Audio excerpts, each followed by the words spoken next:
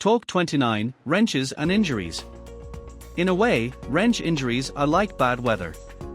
Bad weather happens everywhere, but more in some places. The same goes for wrenches. They are used everywhere, and injuries happen everywhere, too. Why do people get hurt with wrenches?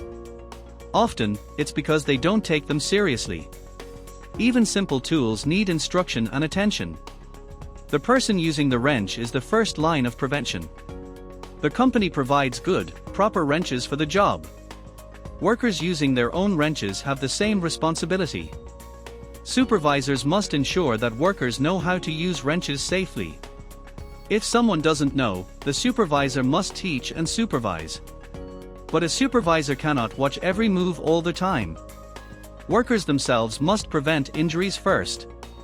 Never think you need to be stupid to get hurt with a wrench. Many injuries seem simple, but small mistakes are dangerous. Example.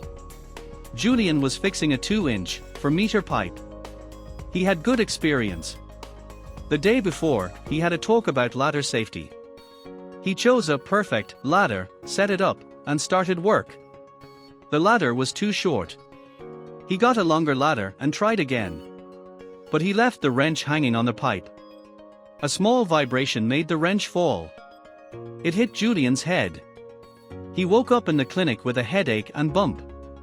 He showed common sense with the ladder, but not with the wrench. Most wrench injuries are caused by small oversights. These accidents are real and happen often. To prevent injuries when using wrenches, know how to use the wrench. Choose the right wrench for the job. Ensure it is in good condition. Observe the work and plan carefully. Check for hazards if working at height. Position the wrench correctly and apply pressure under control. Key point. These steps are the secret to using wrenches safely.